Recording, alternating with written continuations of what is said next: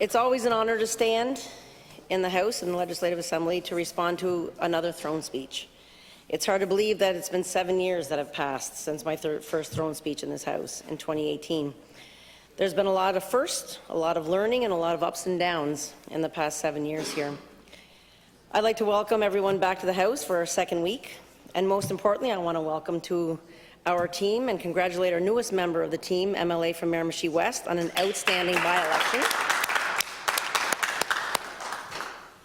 I met the member many years ago when our boys played hockey together, and he actually coached our boys for a few years. He's a gentleman with integrity and heartfelt compassion, and I know he's going to do amazing things for the people in his riding of Miramichi West, and he's going to be great to work with. His experience and his compassion for our community is already showing, and we're also very proud of the campaign he ran and his big win. It certainly sends a message that lives of New Brunswickers are not getting any easier or any more affordable under this new government. Mr. Speaker, it takes a lot to put your name out there, especially in today's age where technology and social media. So we really appreciate those who step up, and I also want to make a difference for our province. So I also want to take a minute and acknowledge Hannah and the other candidates that ran in the election for a very well-run and very clean campaign. So I'd like to take a minute, as always, for a few more acknowledgements. First and foremost, my family, my husband Mark, whom we just celebrated 26 years of marriage this past last month. Like everyone, we've had our ups and downs in the last 32 years together, as I'm sure everyone has, but we're still hanging in there and still going strong. He's there on the good days and the not so good days, and sometimes when the tank is empty, you just ride out the storm and let me reboot, and you help give the push to keep things going. This career keeps me busy, and sometimes it feels like I'm away from home more than I am home. So I thank you, Mark, for your patience, your flexibility, and for all that you do when I'm not home. And to our boys, Jared and Travis, who we're both very proud of. It's pretty neat feeling when Jared's first election back in 2018 was the first time that he could vote.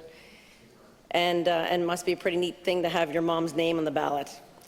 I'm still not 100% sure that he voted for me, but I'm hoping that he put it in the right spot. And then this year, as my last election, Travis's first time was able to vote. And again, I'm just hoping that he put it on the right check mark. But all joking aside, I know there are days that they would rather me not be in this position. They support me, they protect me, and they defend me. And they both make me very proud to be their mom. People don't realize the toll this position takes on the whole family. As a politician, you often hear people say they need to grow thicker skin, and they ask for this.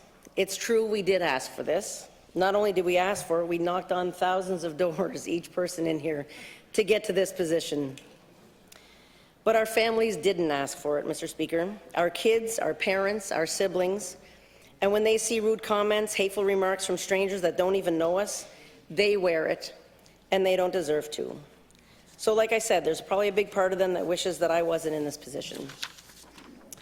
And on that note, someone else that didn't ask for this, I'd also like to acknowledge my amazing parents and my sisters. I've said this many times before, politics is not something that we've ever talked about growing up, and it wasn't discussed in our household, but now it's a daily conversation. And my mom and dad are my biggest supporters, and they too worry about their little girl. And they watch every day amongst the thousands, I'm sure. So I'm sure they're watching today. So hi to Mom and Dad. I love you both very much, and I thank you very much. I didn't get a chance to respond to last year's throne speech after the election, and it was all ready to go. But before I start this, I'd like to take a minute and thank our campaign teams for my first election under the Progressive Conservative banner. Thanks to my campaign manager, Don McDonald, to Tina DeMoe, who's knocked on more doors with me in the last 7 years than anyone, and thank everyone on my team and my board for their hard work and their fundraising efforts and the signs. I also want to thank my team here, our caucus, for taking us in so easily and effortlessly. You've all been incredible to work with. And most importantly, I want to thank the people of my beautiful new riding of Miramichi East, who have put their faith in me to keep me here for the last 7 years. I've learned so much about my community, my people, and myself, and I will be forever grateful. My riding has changed a lot this past election. All of my riding was within city limits before, and this last election added many new rural ridings, from Downriver, Hardwick, Bay d'Avin, Black River, Napan, St. Margaret's, all the way up to Barnaby. And I certainly saw some beautiful parts of our community that I hadn't seen before, and I met a lot of incredible people along the way. I thank you all for entrusting me to be your voice. And to my COA, Darcy Fletcher, who has been with me for the last few years, I appreciate your compassion and your kindness and your patience to our constituents every day. It's not an easy job to handle the concerns from our communities, from people that feel hopeless, and it's getting to be a harder and harder job as the cost of living is only going up and people are having a harder and harder time to live. So on behalf of all those that put me here, on behalf of the people of my constituency and my riding, and on behalf of New Brunswickers across the province, I stand today in response to the throne speech as a member of the official opposition of New Brunswick. Mr. Speaker, this throne speech was supposed to offer hope. It was supposed to show leadership and show direction. But instead, what we got is a glossy list of promises that come with no plan, no accountability, and no regard for the massive debt that this province is dumping on the backs of future generations. Pretty much a cut and paste from the last throne speech. We have a Premier and Liberal government who love to talk about compassion and progress, yet their actions are pushing New Brunswick further into financial crisis and leaving the very people they claim to care about worse off than before. People are watching this government spend and borrow like there's no tomorrow, while ordinary families are struggling just to make it through today. New Brunswick is hurting. Families are hurting. Seniors are hurting. Small businesses are barely surviving, and yet this government is borrowing against our children's future to pay for it. During a last election, when knocking on the doors, I noticed one thing that a lot of people just didn't understand, and it was the importance of paying down on our debt. I will admit wholeheartedly, before 2018, I didn't pay one bit of attention that was happening here or how it worked, so I didn't get it either. But man, I really get it now.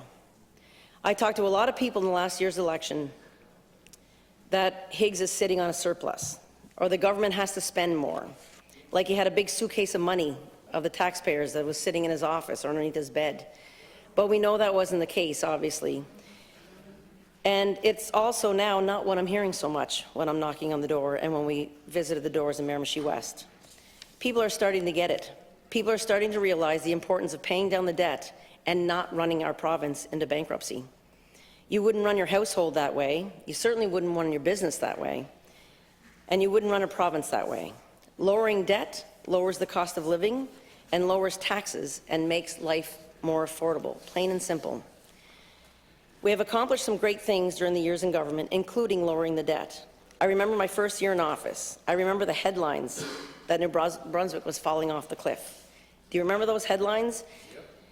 I remember the Glant government asking the federal government for funding because we were going bankrupt. And the report, and this is under the advisement of the now Premier, and the reports that were saying the government accumulated millions in debt, and despite the fact of implementing a number of new taxes, the Liberal government couldn't get a handle on the debt, and we were going bankrupt if something didn't change. Well, Mr. Speaker, things did change. Government changed, and within the next few years, our government paid down $2.5 billion on the debt. Very good.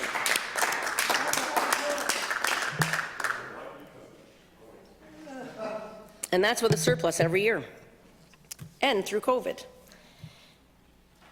Did it take us out of debt? Not by a long shot, but it brought down our net debt from almost $14 billion down to 11.6.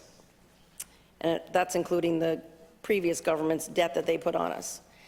But strangely, we didn't see a lot of media articles about that. But anyway, so what does that mean when you break it down? It saved taxpayers over $100 million a year in interest. That's money that can be spent on health care, on seniors, on education, on anything else. So fast forward to this government's, the whole government is projecting an additional $3.5 billion in debt. So doing the math, that puts us not only to the breaking point that we were at, but another $1 billion over that.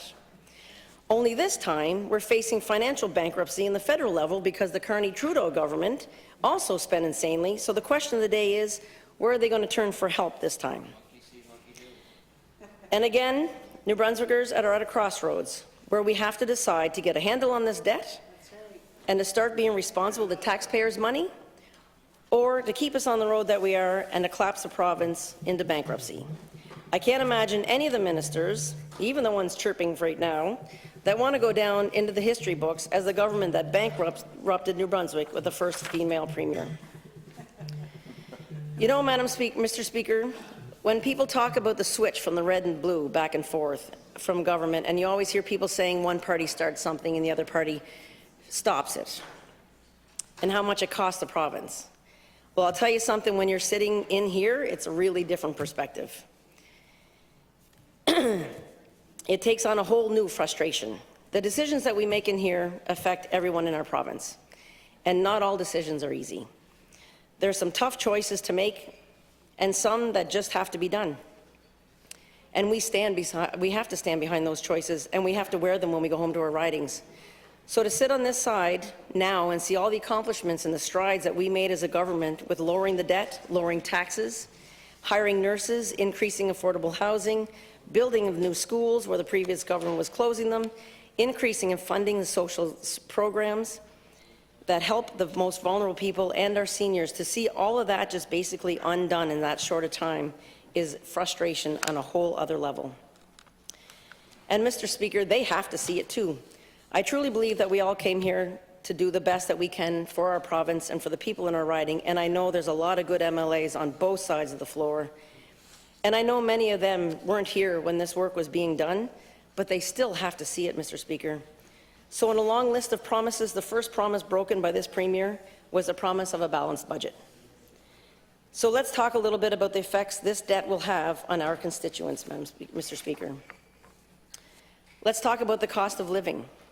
Every single one of us has heard it on the doorsteps and in our constituency offices. People can't afford their groceries, their heating bill, or their rent, or even their prescriptions. Seniors are skipping meals and cutting their prescriptions in half, or wondering how they'll make it to the end of the month. And this government seems completely disconnected from that reality.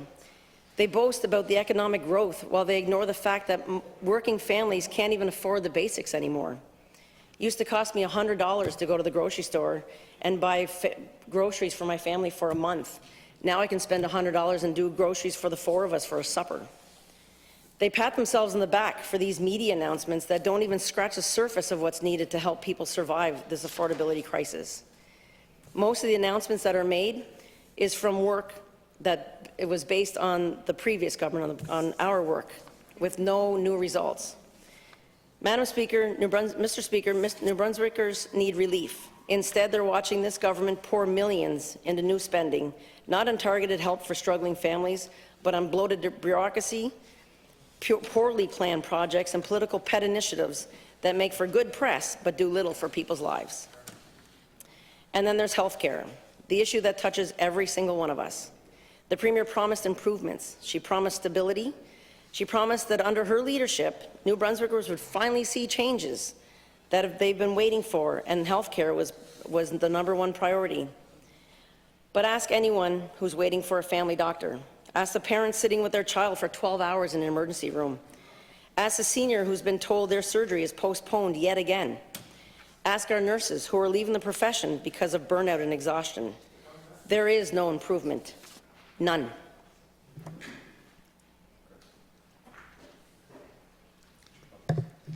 The headlines of new collaborative clinics again. I'm so glad to see that this government's continuing the work that our government has started, including the one of Mayor Michie, and I thank you to the Minister for coming in and making that announcement. However, we need more, and we need them fast. We are losing doctors to retirement, and for every doctor that has a practice of 2,000 to 3,000 patients, we now need 4 or 5 doctors just to replace them, because they're not taking on the same workload as the older doctors are. That is why our government has been working with these clinics where we can collaborate nurse practitioners and other professionals. But yet again, are there real results yet? We heard about them in the last throne speech and in this throne speech. and they were delayed, and they were postponed, as many other promises are that this government has made. We are losing healthcare workers faster than we're recruiting them. The burnout, the bureaucracy, and the lack of leadership in our healthcare system is driving professionals out of the province and out of the profession entirely. Last year's throne speech, the Premier talked about valuing healthcare workers and promised $10,000 going to all nurse practitioners working in public hospitals and long-term care system. But sadly, this went only to some of the nurses. At Mount St. Joseph, we have 4 floors of senior residents with different levels of care. And because of the different levels, only some of the workers get the bonus of $10,000. Wouldn't it be an interesting conversation to sit around the lunchroom sharing who got the bonuses and who didn't? Do you suppose they all felt very valued by this government? I know a couple of them that have come to my office that didn't feel very valued at all. But it's yet another example of this government dividing people. Addiction is running rampant. I received a message a couple weeks ago from a paramedic pleading for help because they feel hopeless. We had 8 overdoses in one day. There are heart attacks and overdoses almost every day in my riding and in a lot of ridings right across the province. And what's being done? What funds are being put into our current recovery centres to help them more? Where's the addiction centres that we committed to? That was mentioned a year ago in the throne speech, and yet again in this throne speech. Last year, the Premier convinced the vast majority of New Brunswickers that she had the answers, that they knew how to fix the province, to fix health care. But now we're asking, where's the real plan to fix health care? Where's the timelines, the accountability, and most importantly, where are the results? They seem to have all the answers when they're sitting on this side of the floor, criticizing the work of our government, despite the fact that we were showing very positive results. But all we've been seeing from this government in the last year is more debt, more homeless, more struggling, higher cost of living, more smoke and mirrors, and very, very little results.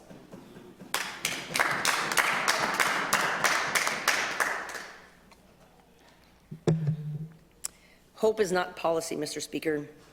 Press releases don't heal people. Let's talk about housing. As the opposition critic for housing, Mr. Speaker, I need to speak on our worsening housing crisis. Housing is a top priority in my riding. It's the most calls we get every day. And I'm going to first give my appreciation to our NB Housing team in Miramichi.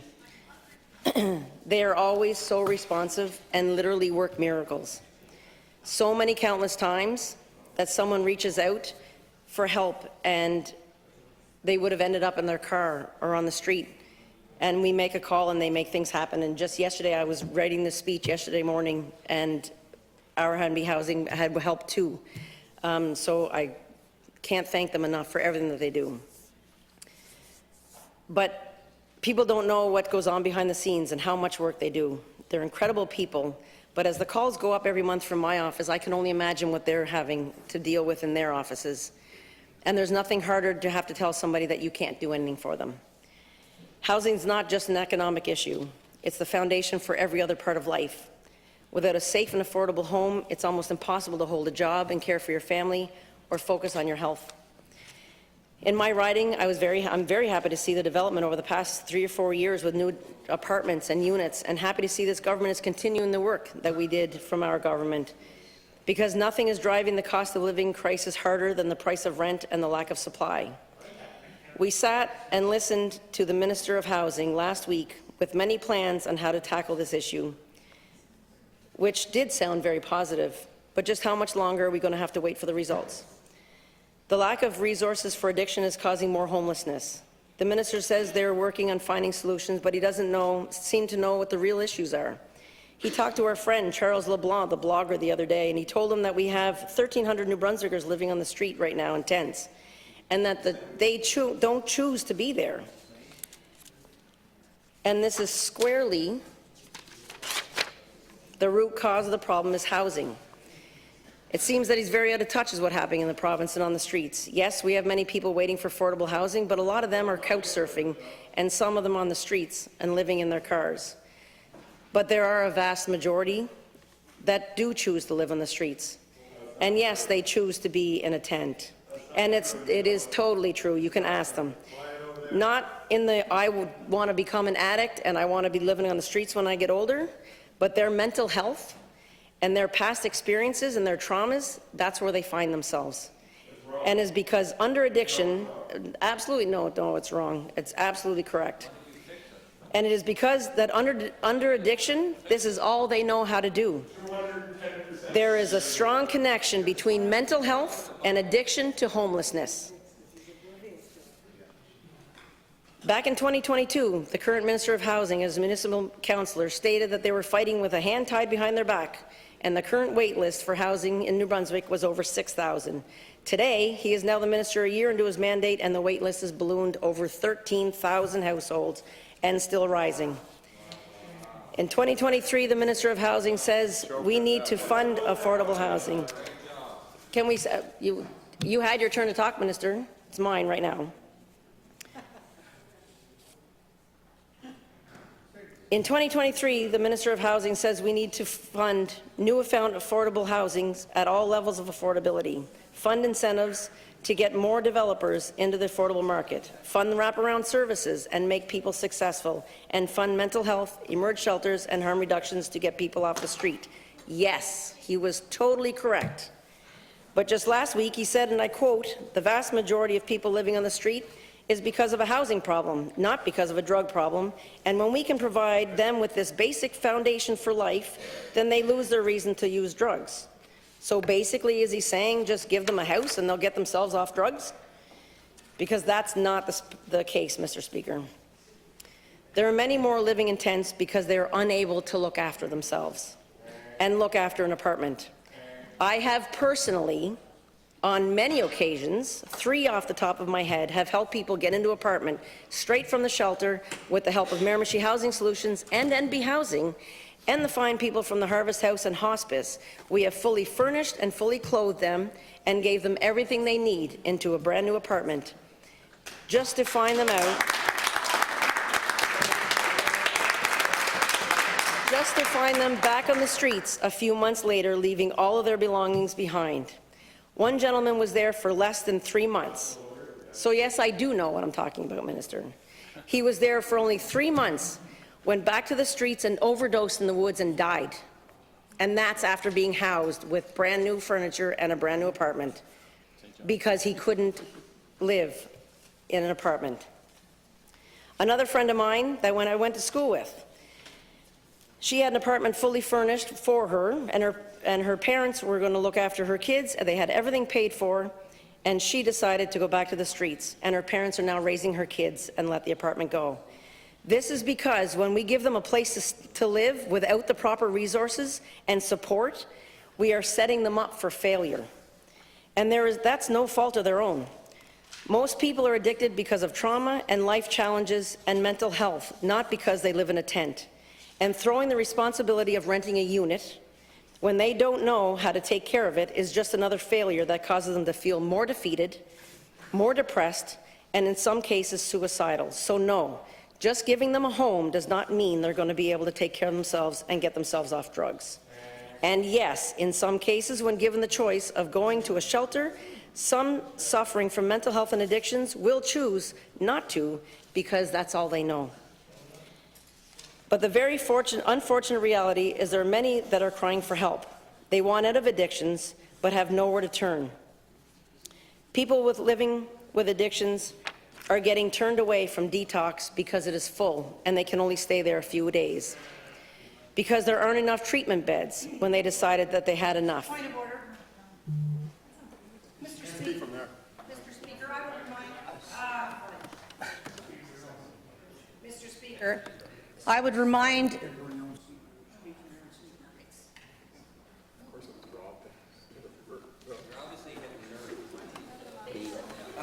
the chair will now recognize the point of order. I would remind the Speaker of the House's direction that we are to be respectful. Chirping is one thing, but being disrespectful is another. And I would ask for your consideration in the behaviour of members opposite. Thank you, Opposition House Leader. And I just want to remind people here that the member from Miramichi East has the floor. There's a debate on. The debate it should occur when you're standing and you have the floor. And there have been some comments back and forth. I think that we have to respect each other. We're all honorable members, and whenever we speak, it's a reflection on who we are. Thank you. Thank you, Mr. Speaker. I think I hit a nerve with the Minister of Housing. When people don't receive the support when they need it and where they're at, they end up back in the vicious cycle with a heavy burden of just one more failure. We have to help people when they need it.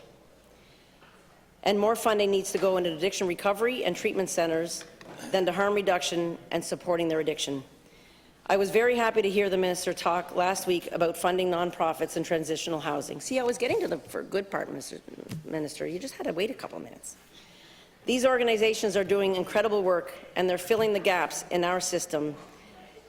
And I hope the Minister's visiting and traveling the province and visiting them all, and I appreciate the millions of dollars that are going into helping this. People suffering addiction need compassion, and they need love, and they need guidance, and they need us to understand the layers of issues. And in order to end the vicious cycle and the vicious revolving door of the addictions, they need wraparound services where and when they are ready to receive the help. And with addictions come crime, and we're seeing more and more crime and theft in our communities. More theft, more break-ins, more mischiefs. Almost every community has created their own neighborhood watch pages on social media. People aren't feeling safe in their own homes or their own downtowns. We had a meeting a few weeks ago that was attended by hundreds of people, standing room only, and even more online, residents, business owners, and kids. And it's not right when people fear walking downtown. The Minister of Public Safety visited many regions around the province and took concerns, but there wasn't much in the throne speech on a plan to fight the crime or the answers. Now, if we switch to gas and heating, this government promised to lower the price of gas. I remember the Premier, when she was on this side of the floor, saying that she would scrap the carbon adjuster. Over and over, she said the first thing she would do is drop the Higgs carbon adjuster and save New Brunswickers 7 cents a litre with a stroke of a pen. Well, Madam Speaker, a year later, she still is promising this. Another delay. Lost her pen, yeah. Another broken promise. Only this promise, if she keeps this promise, she puts many small businesses at risk of being out of promise. We sat in committees and debates last year, and all the experts are strongly advising against the removal of the carbon adjuster because they will be putting gas stations out of business very quickly. So another question of the day. Does this government break yet another promise, or does it remove this safety carbon adjustment and close small businesses? When asked about the last week here in the question period, the minister responsible for Opportunity Brunswick, in true Liberal form, blames the U.S. and the President. Elbows up. They need to start taking accountability for what they're doing here on both levels of government. Now on to transportation and infrastructure. More cuts. I talked to our local department in Miramichi and was told their budget had been significantly cut. And because of our local department had to make cutbacks, like not getting roadsides and ditches cut. So is this going to affect our plowing in the winter? These cuts are costing safety concerns. And speaking of safety concerns, one of the biggest cuts in my riding, of course, is the Miramichi Bridge. Shameful. This was something that was going to be removed before when our government was in, but when confronted and explained, the previous government changed the plans and put the sidewalk back because it was the right thing to do. And according to over 7,000 people that signed the petition for this sidewalk, and there are many that agree with that, not having a safe sidewalk is putting people's lives at risk. Because I will guarantee you that people that have to cross that bridge to get to work and go shop will walk across that on the outside of that white line, and someone's going to get hurt. And it was signed by the member opposite. He knows. Yeah, he's standing up for Miramichiers. Over the summer, Madam Speaker, I saw someone walking that bridge almost every time I crossed it. And I'm sure there would be more people walking it if they felt it was safe. The government did a couple counts, Mr. Speaker, over the last year, where they say they only had 20 people walking the bridge. Well, the first count was done in March when there was still snow and ice on the bridge, so that wouldn't have been very many accurate. And the second one was done in the summer. there was a sign on one side of the bridge that said sidewalk closed to pedestrians. And there was 2 students on the other side wearing orange pinnies, so it kind of looked like the bridge was closed. But even though we found out that it wasn't, and they were able to walk across, and they did, so I'm sure they wouldn't have had a very accurate number, but even with these efforts, we were told by them that there was over 100 people in a couple of days that they did this study. Yet the minister, again, was speaking with Charles LeBlanc, tells him there was only 20 when they did the study in the summer. I think it's very interesting, Madam Speaker, that the blogger seems to get more answers from these ministers here than we can here in question period on the floor of this legislature. In public accounts, DTI department said the sidewalk of the Centennial Bridge was dead in the water, but on the sidewalk of the legislature, the DTI minister says that it's not off the table. So Miramichiers want to know, which is it? And the secondary route for Miramichi. With the bridge due to be closed very soon for the deck replacement, the work on the secondary road should be on the go right now. We know that the traffic situation when the bridge closes will be catastrophic. It's heavier now than it has been ever, and if an accident happens anywhere along the King George Highway, it's going to be gridlocked. We are continuously being told that it wouldn't be done in time for the bridge closure. But truth be known, it could have been built 4 times by now with all the delays. Another potential cut in Miramichi is the Anderson Bridge. We made an announcement last summer with the bridge that is going to be reopened for ATVs and snowmobiles, but we haven't heard a peep since then. And thank you to our previous minister that came to Miramichi for that announcement. The outdoor sporting world of snowmobiles and ATVs, especially off-road because of the warmer winters, is constantly growing. I've seen so much change in the last 30 years that we've been traveling those woods. The clubs work so hard on maintaining trails and building bridges. We opened one just last week. We had the Minister from Agriculture and Fisheries join us, and that's his riding, so it was awesome that he was there. The economic spin-off to the ATV and snowmobiles is incredible, with hundreds of millions of dollars generated every year. With every connection that is made between communities, it opens up more economic opportunities.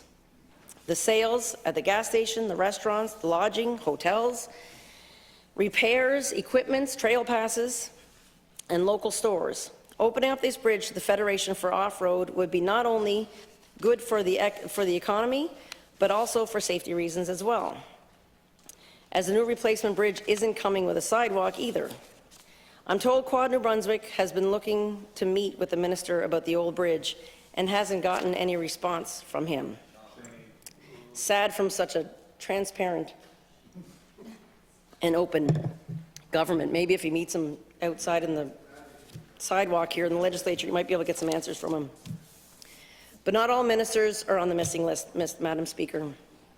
This past summer, we had a very close call and almost had history repeating itself in Miramichi. This year marked our 200th anniversary of the Great Miramichi Fire, where within about 8 hours, 16,000 square kilometers on both sides of our river was consumed by fire. Hundreds of lives lost, and only about a dozen buildings remained on the Newcastle side. This summer, 200 years later, we feared the same as we were faced with the Oldfield fire raging out of control. Then a few more around lying areas where for a few days it just felt like our whole community was going to go up in smoke.